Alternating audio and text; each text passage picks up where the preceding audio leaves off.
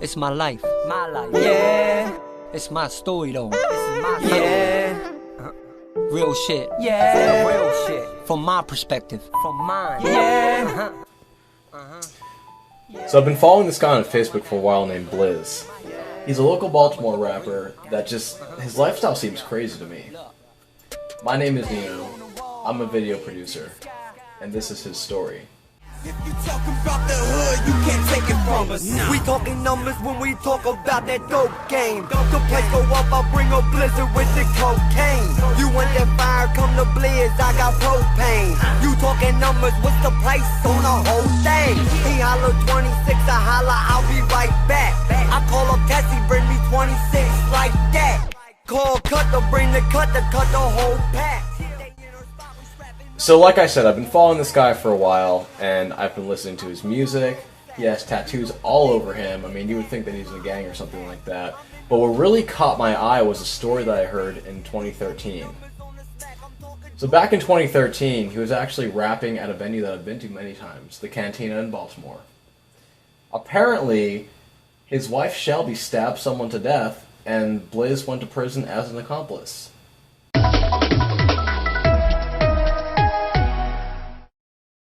A Baltimore woman and her husband are charged in the fatal stabbing at a Halethorpe bar. Yeah, Shelby Meck is charged with murder. Her husband, Michael Singer, charged as an accessory after the fact. A bar fight escalated inside the Fish Head Cantina in the 4800 block of Benson Avenue in Halethorpe. The victim in this case was being restrained by a bouncer when the suspect approached him and stabbed him multiple times.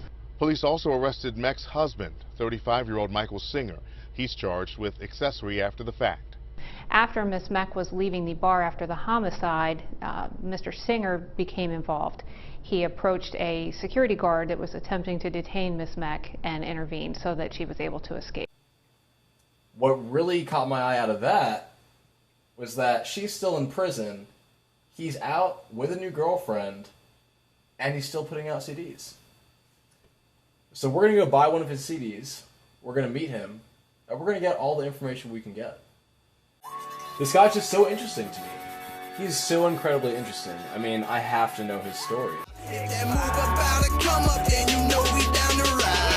Old school Chevy, ride around with something deadly on my shoulder, arm heavy for a pound, be ready. Just let me squeeze or hit your knee, knock off your fucking leg. Send shots to your... He's clearly got a crew together. He's got tattoos all over him. But his sound is really good. I like it. I really like it. I'm wondering though, at his age, what's his plan? Where is he gonna go? Is this gonna last forever? Let's find out. I had a regular childhood. My mother and father were good parents. I went through a lot. When I was playing curveball and baseball and stuff on the corner, most people were drug dealing. I seen fast money being made, and even though I didn't need to sell drugs, I still was infatuated with the lifestyle that they were living. I got my first 8-ball at 16 years old and started messing with drugs. The first 8-ball I got set up with and got knocked off with and went to jail. First time I ever put my hands on drugs. I got caught with it. The person who gave me it set me up, made a phone call from the corner, told the police where I was. They came down to a park at 4 o'clock in the afternoon and caught me bagging up. My father beat the shit out of me. Probably one of the worst beatings that I can remember from my father. But that didn't stop me. Music was a big part of my family. My uncles all played in bands. My father bought me drums, he bought me a guitar. They wanted me to do rock and roll, and I just didn't have that in me. But I loved that microphone. The first microphone I got, like I wasn't singing no rock and roll songs. I was singing NWA, Fuck the Police, and Straight Outta Compton. That's what it was, man, and I fell in love with it.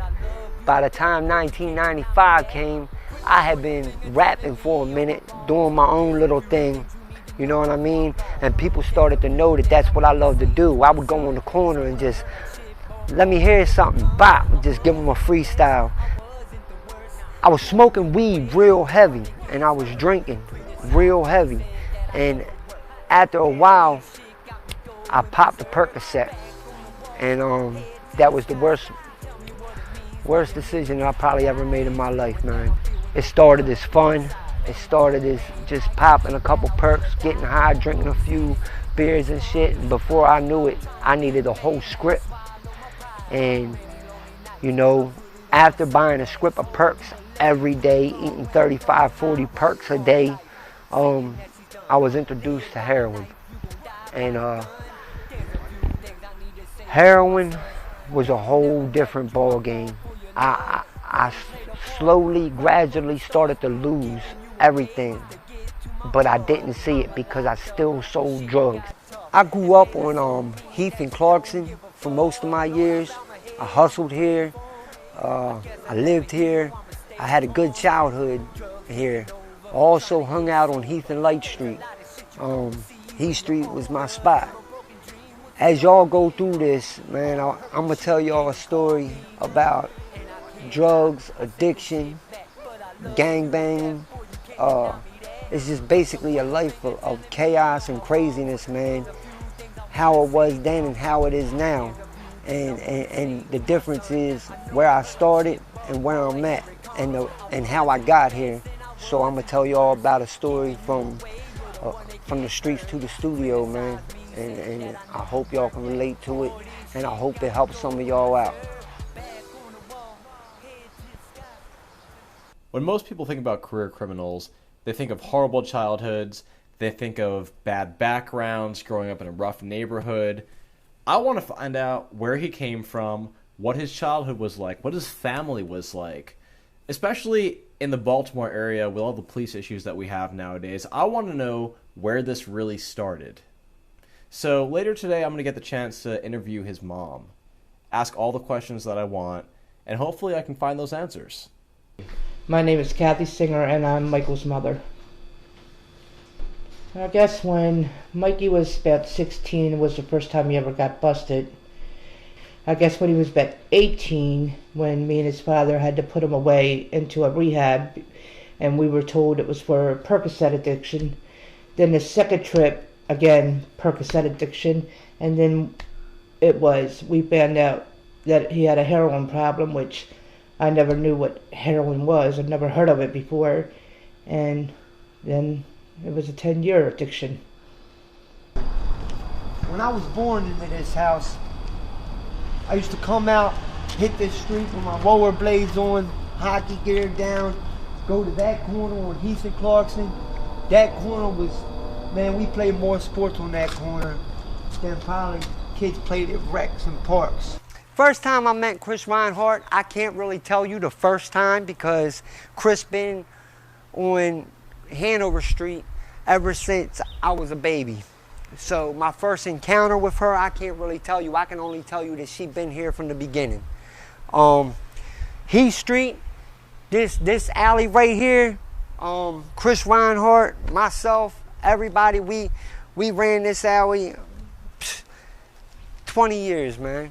She was a no tolerance type female. She would fuck you up quick. I lived right here. This is 1717 Clarkson Street. Damn, they done changed it so much, I'm wrong. This is 1717 Clarkson Street right here. I lived here, and Chris Reinhardt lived right here, where this Jeep is. So my back door would face her back door. In the summer times, we would have, you know, this whole alley would be jumping. After I got busted getting an 8-ball from the first person that ever gave me drugs, I decided I was going to hustle again. And the person that I hustled for was Chris. She gave me 15 for 100.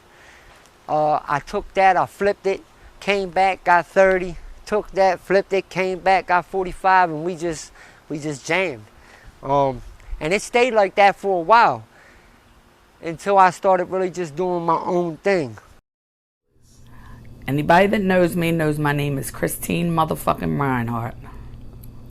I've known Mikey since, God, I was 6 or about 40 years. We grew up in the same neighborhood. You don't get to know people when you grow up around each other. You just know them. Mikey's always been bad. I was getting in trouble at the same time. I've been clean a lot longer, but we both did our dirt, and Mikey went off to prison for a while. So we lost contact when he went off to prison. He's always been a sweetheart. He was just one of us. We did things that kids nowadays don't have the chance to do. I lived on Hanover Street, he lived on Clarkson Street, and we hung on the corner of Heath and Clarkson.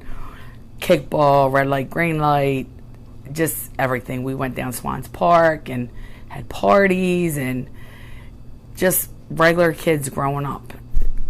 Till the drugs got involved, it was just a great childhood all the way around. Mikey was very spoilt as a young boy. I mean, his father, whatever he wanted, he got. He was never a violent person, never a disrespectful person. Just the drugs had really overcome his life. I met a girl when I was 17 years old that my mother liked, and her name was Jill Allen. She was pregnant when I met her, and we got our first house together right here. Before I was with Jill, I never did drugs. It was a Percocet habit. I guess they were partying, taking Percocets, and eventually that habit got too expensive, so someone turned him on to a dime of dope, and he said that was it. Everybody was hustling, all right? I felt like that my first son was about to be born, Blake Singer. Even though he wasn't biologically my son, I decided that I was going to make him my son and that he wouldn't have to grow up without a dad. Blake was born October 27th, and I went to the hospital. I signed my name on the birth certificate, and from that day forward, that was my son. We brought him home, and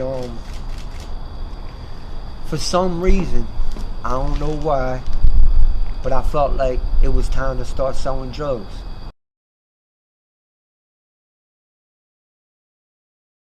My name is Hallie Singer, and I am Mikey Singer's daughter. I'm Michael Singer III, and I have a son. Okay. Worst memory would be like seeing him once every couple months, and that would be it. It was hard because I didn't have a dad. It was hard. I didn't really think about it much, but then like going to my grandmother's and I would see him once, and then that would be it until the next time. Mikey has been locked up quite a few times, and we always bailed him out until it got to the point that you get tired of that. But he went to prison for 3 years. Unfortunately, that was something that he was accused of doing but did not do, and he went to prison for 3 years, and that's where all the tattoos came from, and so on and so forth. When I was probably 16, I got my first tattoo. Where it is.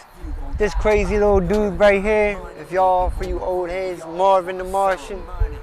Like, I know I've contemplated a million times on getting that covered up, but I just, like, I left it there. My second tattoo was Jesus carrying a cross right underneath of him. Kind of felt like I needed that to watch my back out here. My third tattoo, which is actually covered up, was the Bone Thugs and Harmony. Right there you see the 45 gun. It was the skulls and the 2 guns off the Creeping on the Come Up album. At 17, I met a dude who does tattoos, but he was also my man. In South Baltimore, he was known for 2 things. He was known for beating somebody's ass and tattoos, and that was Chris D. Chris was nice with his hands in both ways. So, like, that was my man though. That was the first person who also I ever shot a gun with. I had bought a big dumbass 12 gauge sawed off pistol grip Mossberg, and I was a little dude. I was probably 150 pounds, soaking wet. And when I picked it up, I was like, man, I was kind of scared of it. He was like, boy, give me that. So he's sitting down. We set a trash barrel on the wall down Swines Park by the water, and he went to pull the trigger, and the gun popped up and almost hit him in the face. That it was so powerful. So that's when he taught me that if I was going to shoot it, I had to put my hand on the top of the joint and hold it like this, and when I pulled the trigger to push down, because the gun would kick up to the side that bad. So I got in a little bit of trouble with that gun. Chris did this right here on my stomach. It said Thug, and I was probably 17 when I got that, and after that, man, I went to prison, and I went to prison with only them tattoos that I just talked about. I had nothing on my face, nothing, like just that. When I came home looking like just hit. My mother seen me and was like, oh my God, what did you do to yourself? My grandma, she almost had a stroke. But I think the main thing that they didn't like when I came home was I had my eyebrows done, and it said it don't matter what it really said. I changed it. So it represented the way that I used to live, and if anybody know me, they know what it said. But now it says Madman. Now it says Madman. And the reason that it says Madman is because I went through half of my life mad. I was mad at the way I grew up. I was mad at everything. Like I guess that's one of the reasons why I stayed in so much trouble. I felt like I was ripped off in life. I knew Mikey was going to be a problem. How quickly did he start filling the rest of his body with tattoos? Not till he went to prison. When he went to prison is the way... I never visit Mikey the 3 years that he was in prison because I couldn't go there and see my son locked up. And I just... When he came home, I just could not believe what I was looking at, because you can't explain to someone, they judge him for the way he looks, not for who he is. And that's anywhere, a job, people walking down the street or anything. They don't know that he's not this violent person or respectful person. They're looking at him like he's a gang person, and this is not, Mikey's not violent. My name's Chris D. I was incarcerated with Mikey down at ECI in the city jail and stuff. Okay. And do you know what he's done, what his crimes are? Distribution. I mean, he's got assaults. Yeah, he's got a nice little record there. You know, he did a lot of time on lockup, fights, things like that, you know. Just prison stuff, prison politics.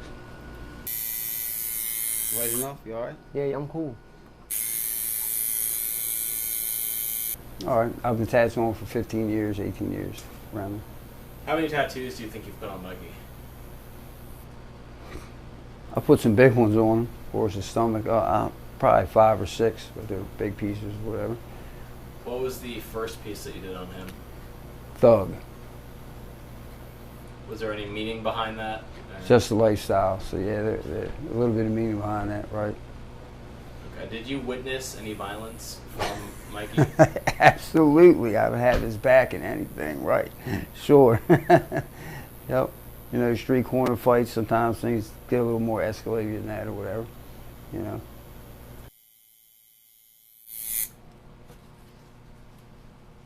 Absolutely, Mikey has changed. Yes, he has. He's got direction now. Before he was in the game, he was in the streets. You know, and that entails everything that's no good, prison, jails, you know. Yeah, he's changed a lot. He's headed in the right direction.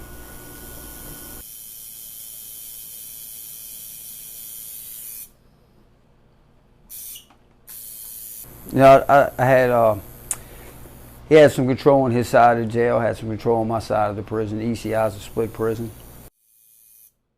You know, it's two different sides, wall in the middle. And, you know, I tried to have him move to my side right before he was getting released so I could put him in my cell.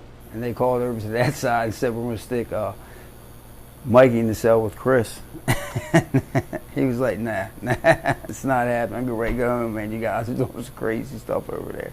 But Mikey, you know, he did his share of stuff on that side of the prison. And I'll be honest, I don't think the administration wanted us on the same side of the prison, really, much less in the same cell.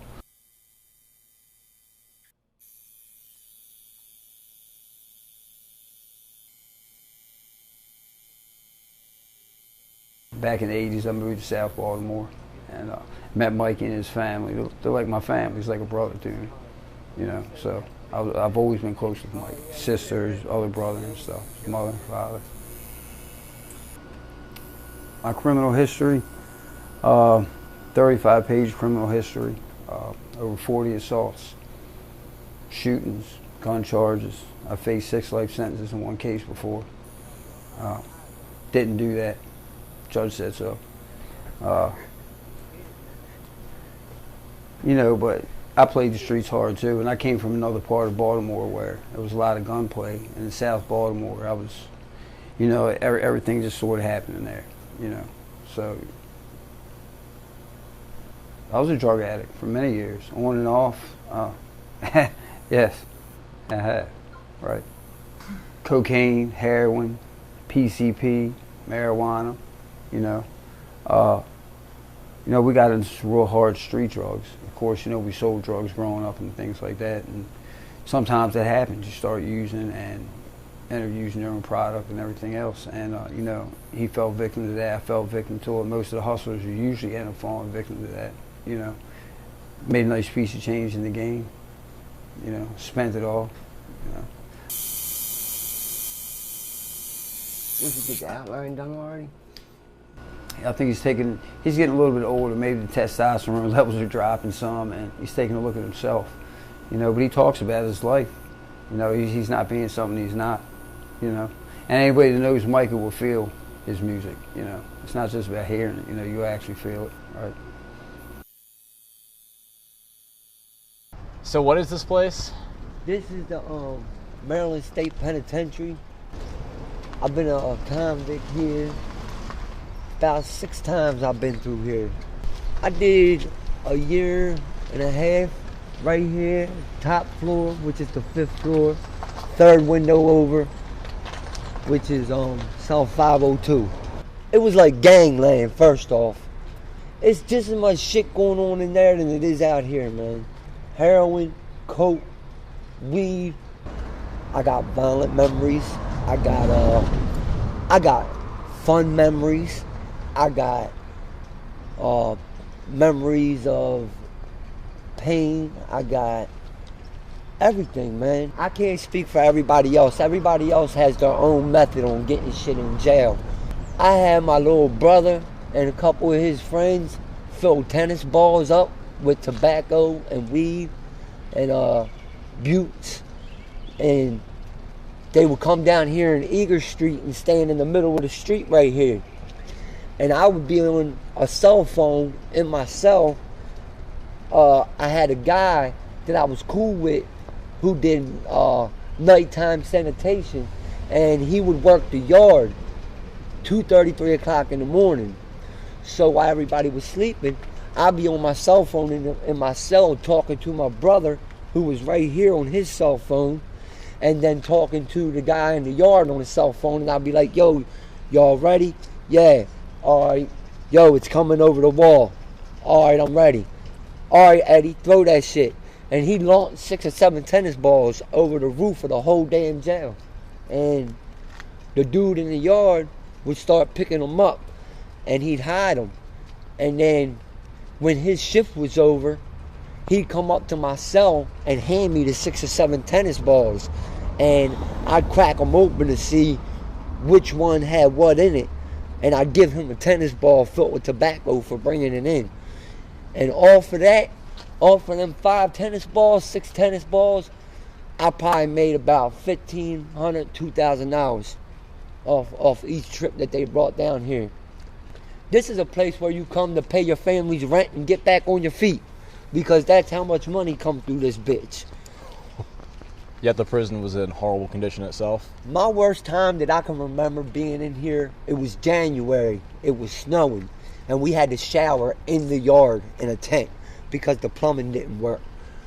60 people in a tent, January, snow on the ground, in our boxers, showering. Yeah, it was bad. The pen is probably one of the most violent places that I was at. You can get fucked up. They found a handgun in here. People were breaking the bars off of the rebar throughout the wall from the concrete, and they were sharpening that and wrapping sheets around it for swords. Like, that's how big the knives were in this bitch. But somebody got real brave as we were smuggling in drugs and shit. They actually had a .25 handgun through over the wall, and they got it. Fortunately, I never had to stab nobody, or I've never been stabbed in this jail. I've been robbed at gunpoint. I've been shot at. I've had people pull knives and try to stab me, and fought with them having a knife, and like, I was able to get out of there without getting hurt. But I expected to be hurt. I was being locked up every month, it felt like, man. Drug charge, theft charge, drug charge, theft charge, assault. I went to prison probably 2001 for 2 years, and when I came home, I had wrote a whole book of raps in prison, and they had ciphers in the yard at the Maryland Penitentiary, and I would go get in them. I would be the only white boy in a circle with probably 30, 40 dudes rapping.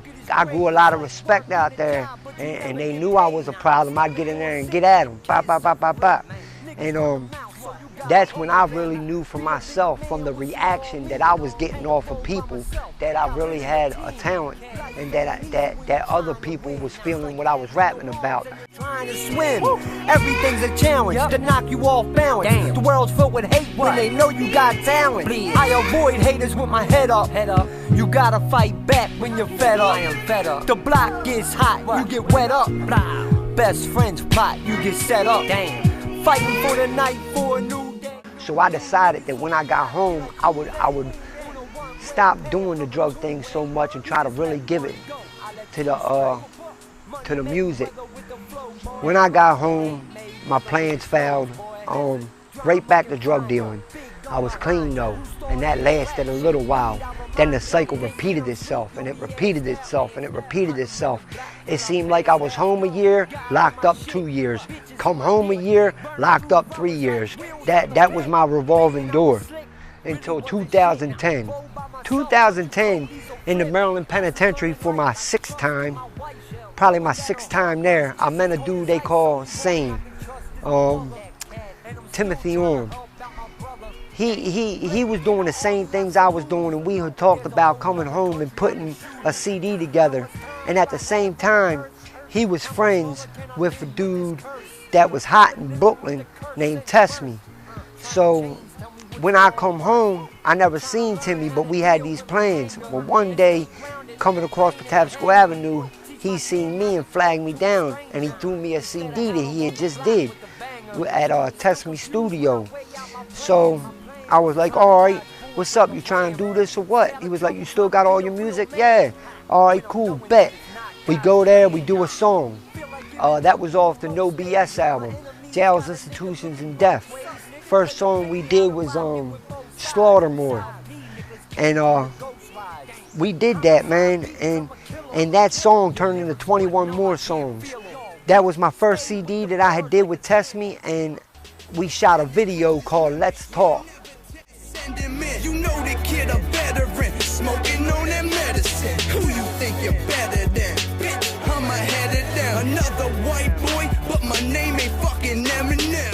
Let's talk about that money, baby. Talk about these stacks. Yeah, and that joint went crazy on YouTube. The reaction we got, it was nice, and that feeling that I got off of the comments, off of the reaction that people were saying when people seen me that I didn't even know, they was coming up, boy, I seen what you did, yeah, that's that, this, that, and the other. That feeling was better than any drug I had did, man. Like, real talk.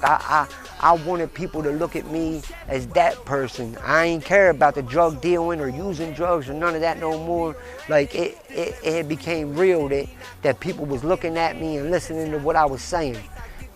I really took it serious from that day forward, man. And I've had a few slips along the way.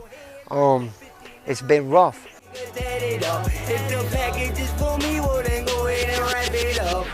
Got a big mouth, I'm hoping that you back it up. If your ass is playing pussy. Yeah, man, my name's Tess, a.k.a. Freeband Tess, a.k.a. Brenda's baby. Man, I met Blizz, of course, through music, and also, you know, from Blizz being in the street, and just, you know, Blizz older than me, so, you know, we share mutual friends and older people in my life he has grown up with, you know what I'm saying? So I really met him without meeting him through that era, but the music is what connected us together.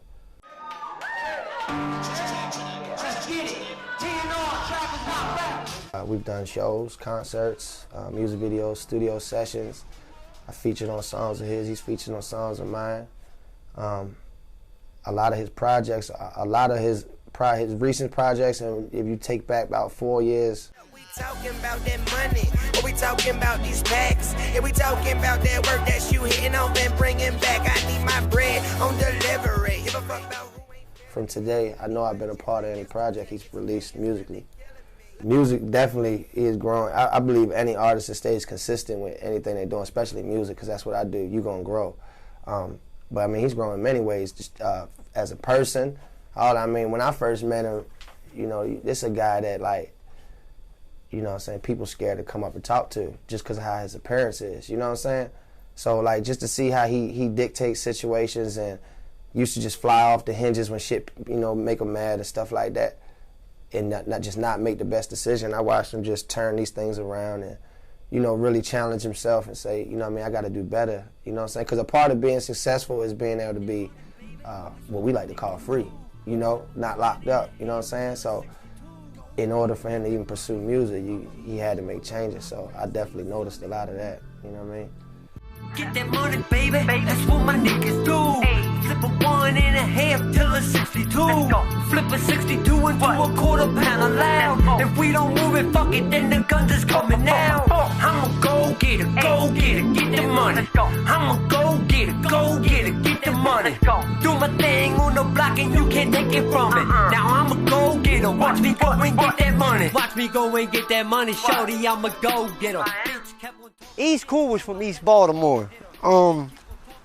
First time I met E was in the early 90s. He had moved up by Light Street, first started coming around.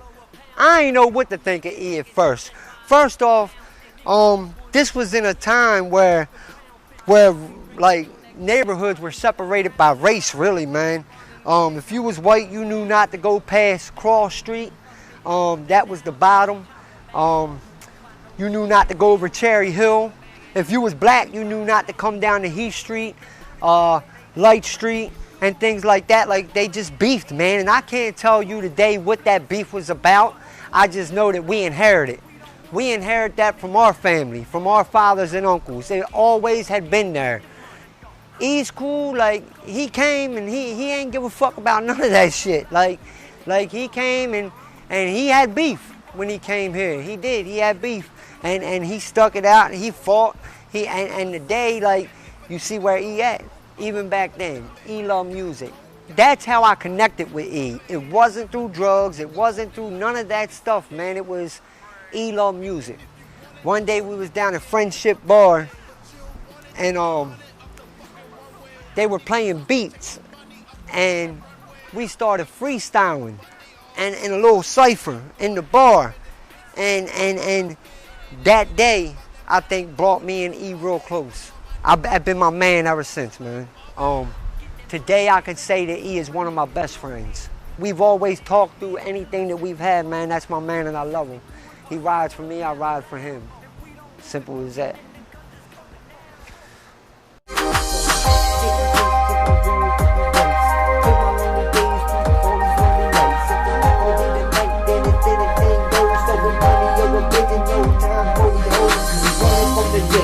Burners in the waist, cool like a strap, I blow a hole through your face. Send me in the right hand, back up in the left, so shit like that, bring noise to the dark.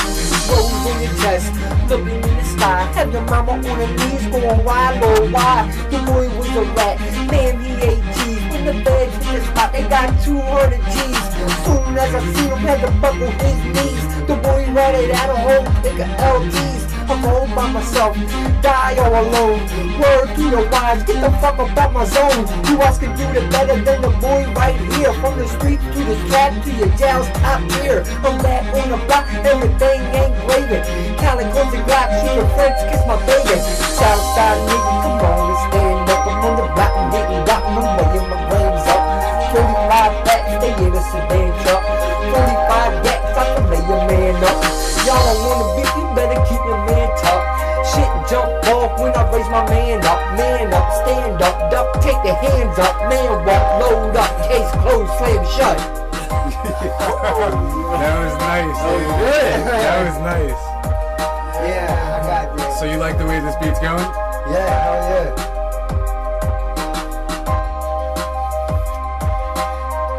That shit's hard. My name is East Cool. A buddy of mine from South Baltimore, when I came down South Baltimore, first moved down there, he introduced me to everybody. He was like, this E's cool. So I liked the name a lot, so I ran with it. Yeah. I met Mikey 20 years ago.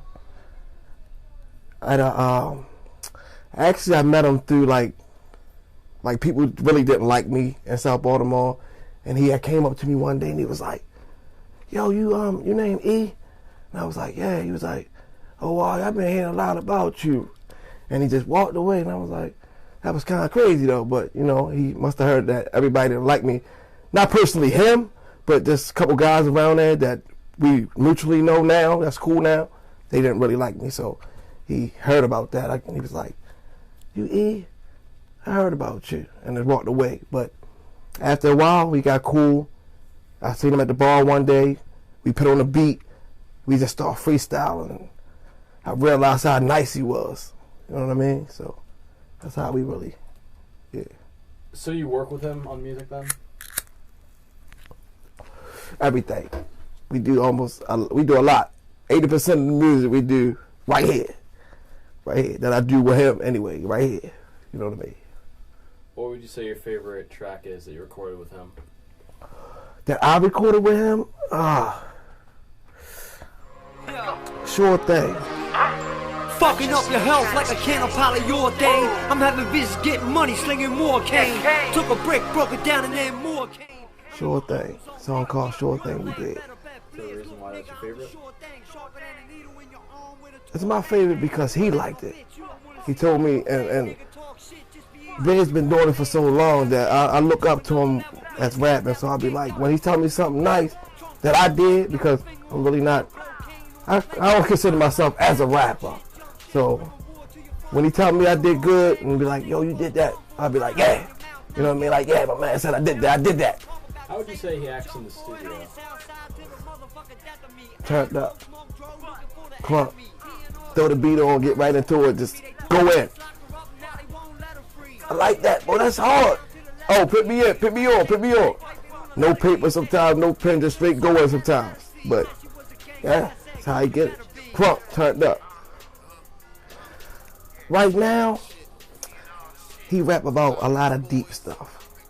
Back in the day, it was like a lot of street, you know what I mean, drug selling and a bunch of just, you know what I mean, gang banging and stuff like that. But now it's more about his pain. You know what I mean? He rap about a lot about pain, like growing up, you know what I mean?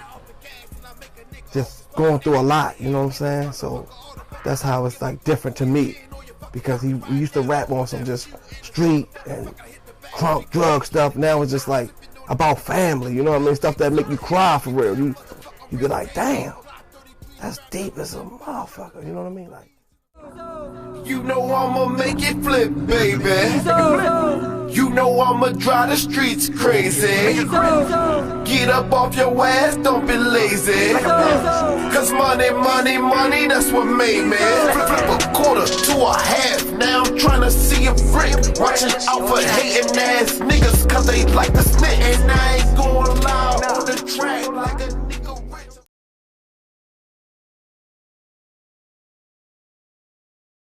First time I met Prophet was at Prophet's house. I called him up. I wanted to get some work done. I wanted to get a video shot. Also, Prophet was the plug on shows. You know what I mean? I got my first good show with Prophet, and during that show, Prophet was working with Dipset. He had been doing some work with J.R. Ryder.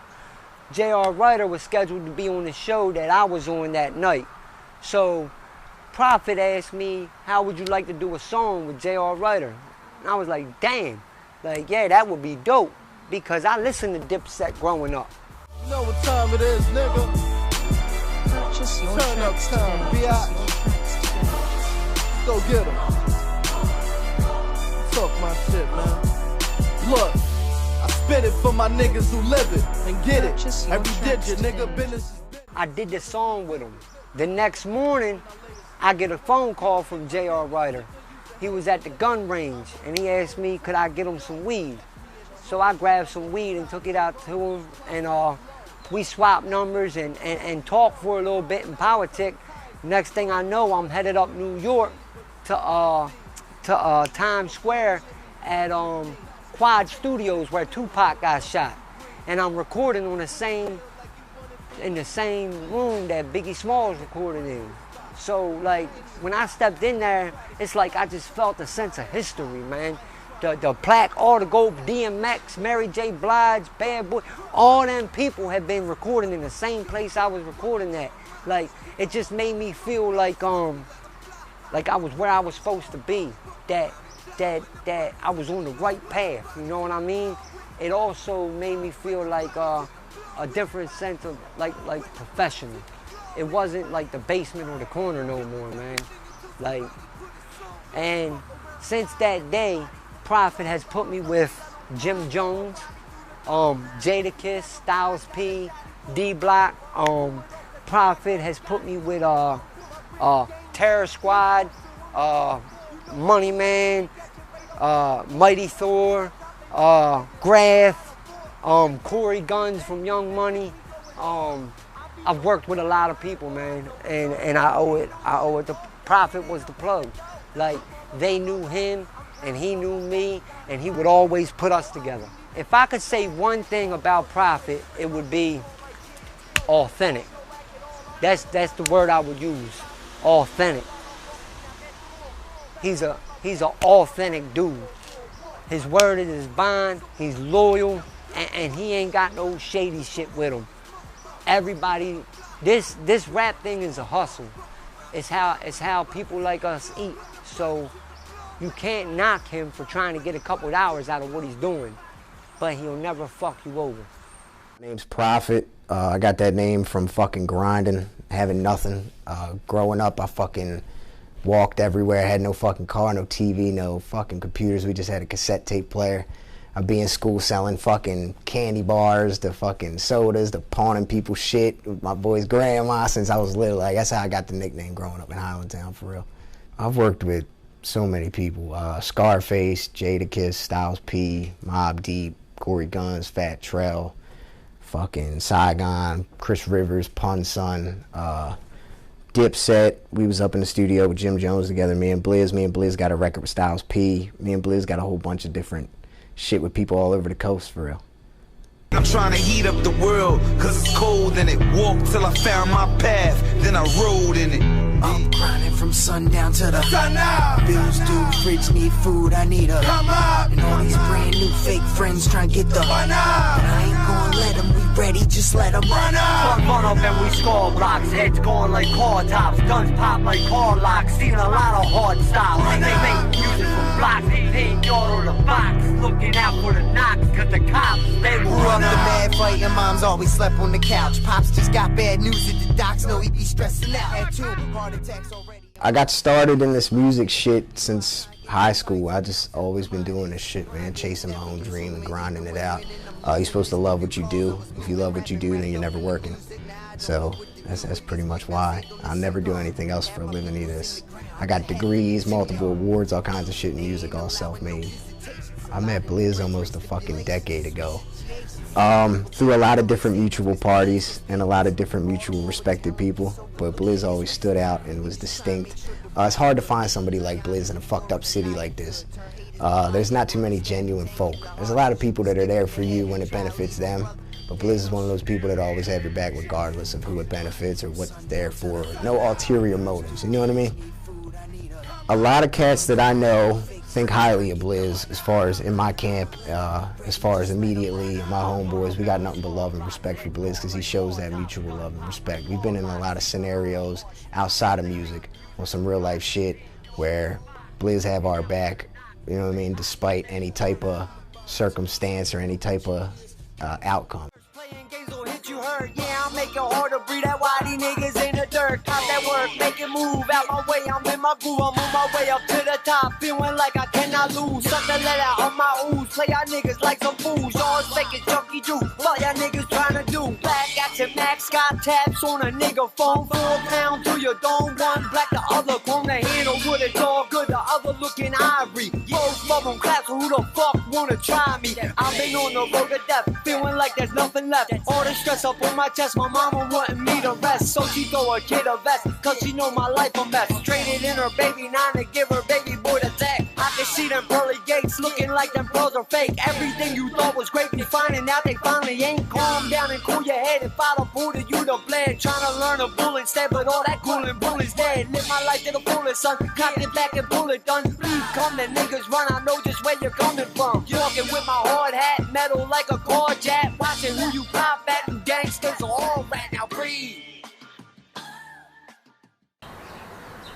There's a feeling of something good happening to you will override the feeling of anything, any high, any bad, or anything like that. When you know that your family's proud of you, your wife's proud of you, the kids are proud of you, that you're being the father, the husband, and the person that you're meant to be.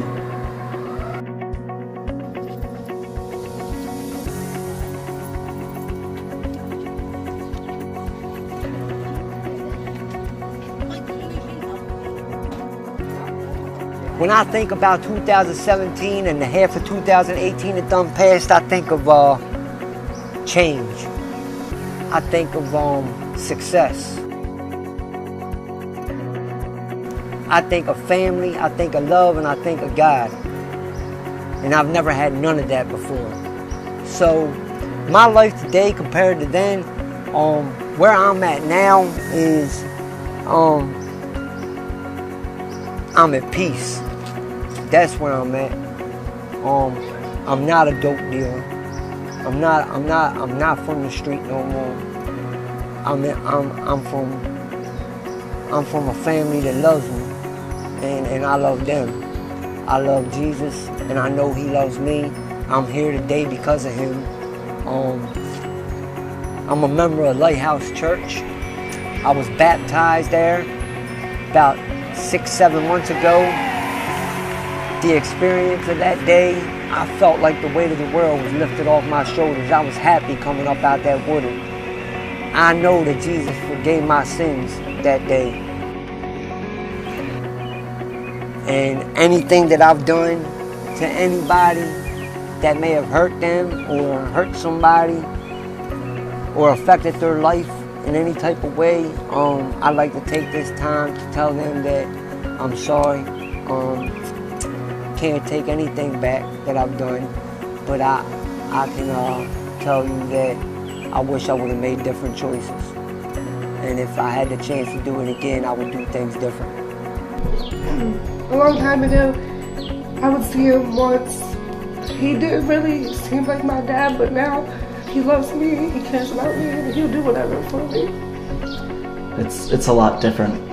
Like, I feel like he's somebody that I can go to and I can talk to, and I have him there for me.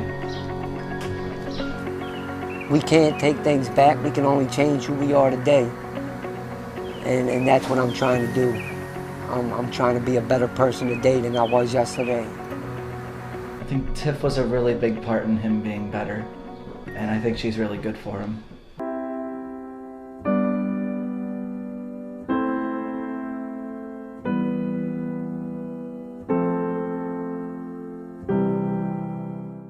Tiffany and Michael have decided to exchange personal vows that they have written for one another.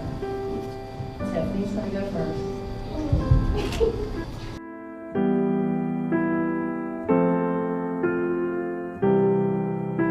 That by the power vested in me by the internet, I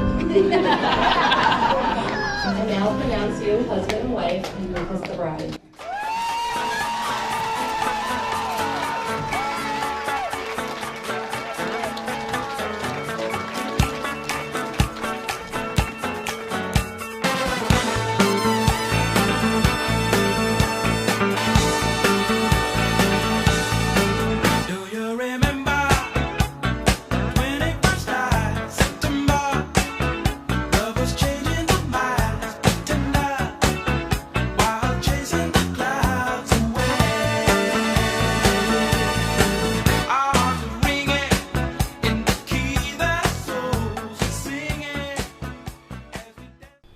Tiffany Singer, I'm Michael's wife.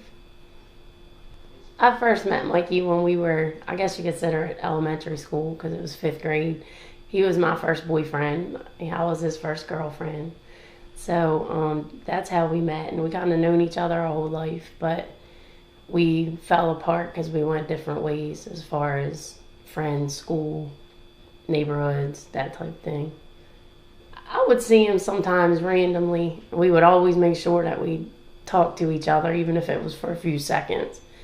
And then when he got to rapping, everybody was talking about him, but I was more of, I'll just be honest with you, like my ex-husband and them were really on him. Like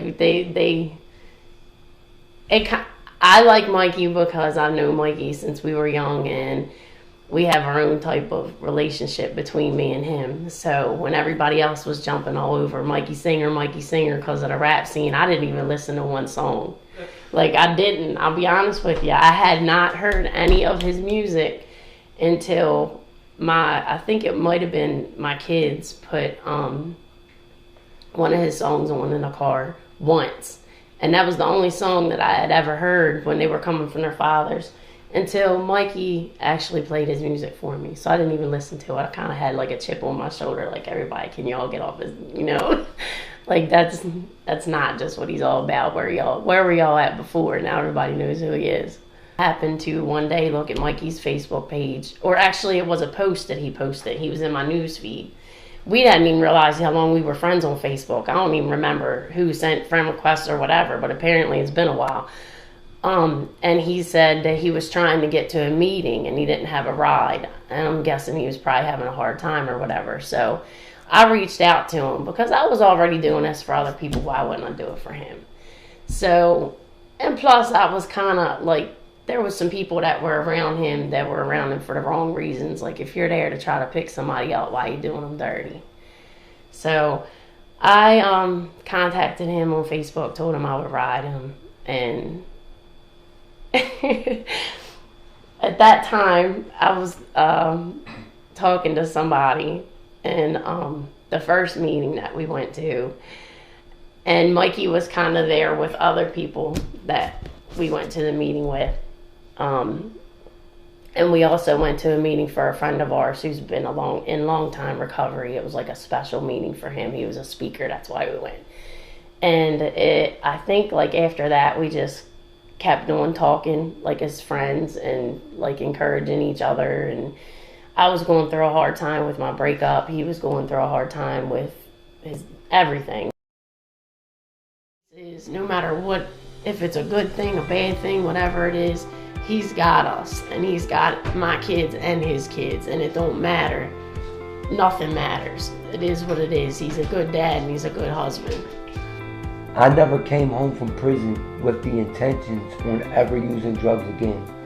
I was gonna come home, I was gonna do this music, like I had plans, and I got blindsided. And nobody's words, nothing that anybody could tell me could make me feel better about it. On my dad's deathbed,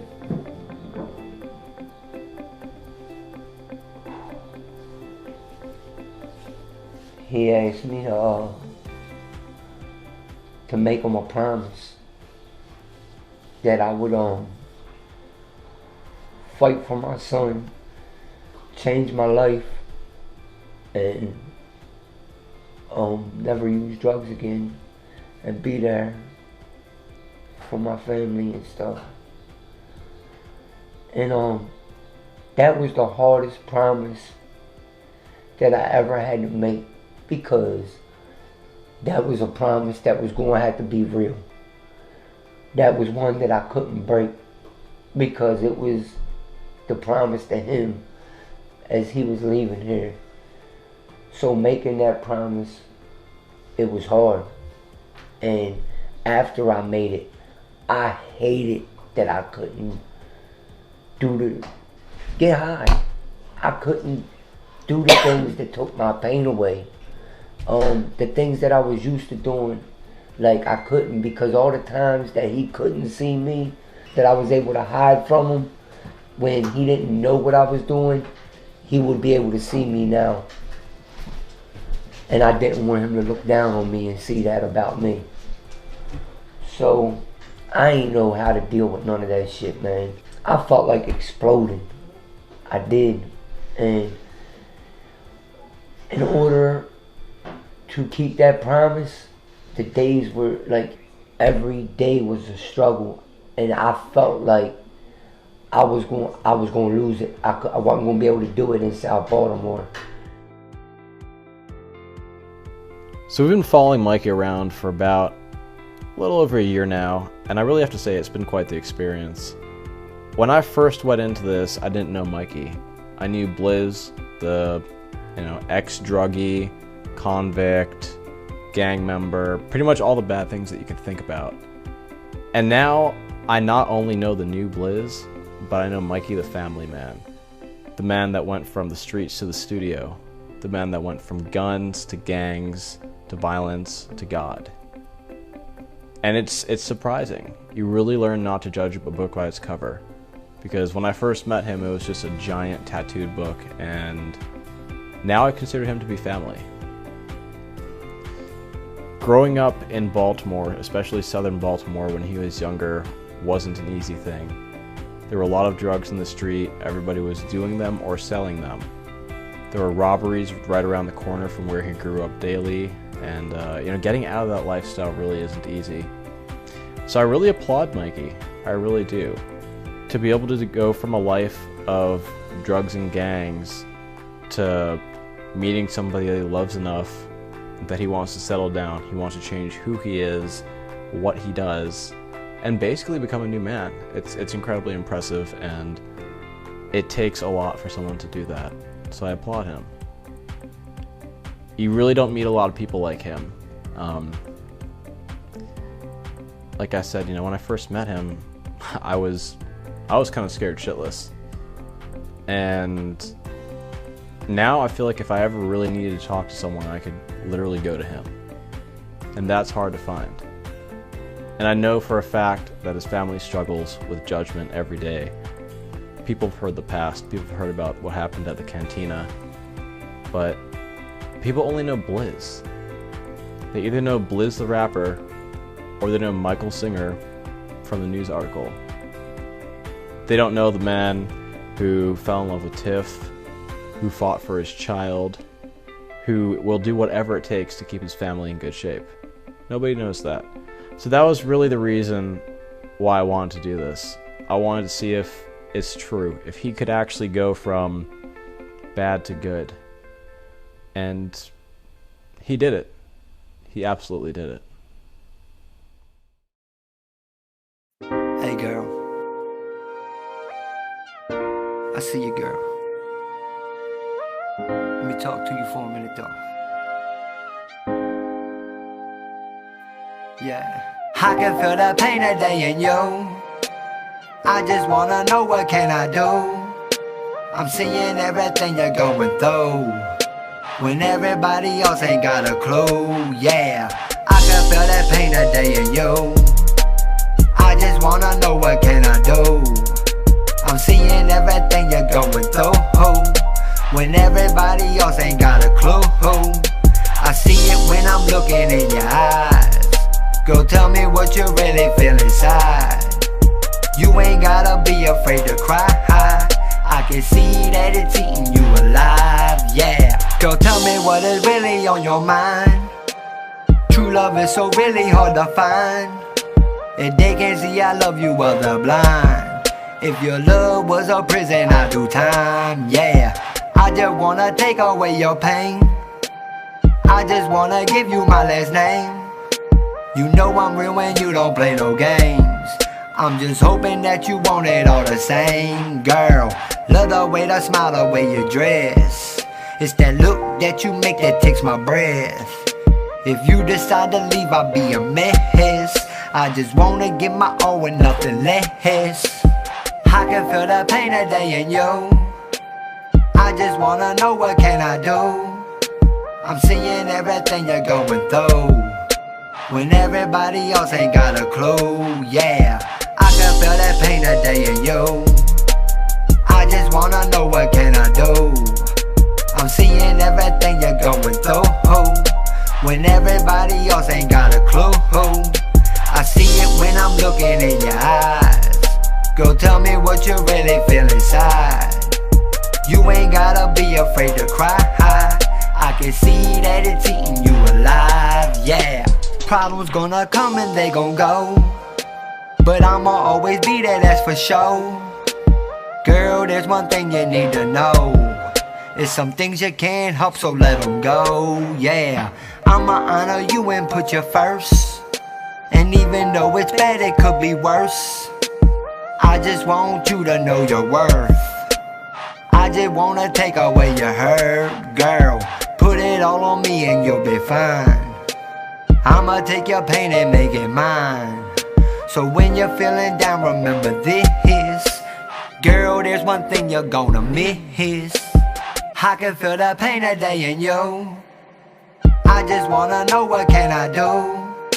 I'm seeing everything you're going through when everybody else ain't got a clue. Yeah, I can feel that pain today in you. I just wanna know what can I do. I'm seeing everything you're going through when everybody else ain't got a clue. I see it when I'm looking in your eyes. Girl, tell me what you really feel inside. You ain't gotta be afraid to cry. I can see that it's eating you alive, yeah.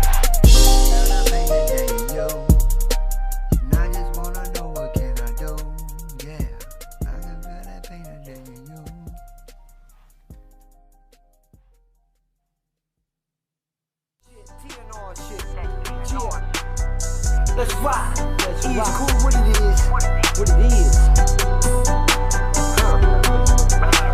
Look. I got my city behind me. I got my city behind me. So if y'all wanna beef, well, you know where to find me. I'm on Light Street and Heath. All my killers beside me. I swear I die for my block. So who the fuck wanna try me? I got my city behind me.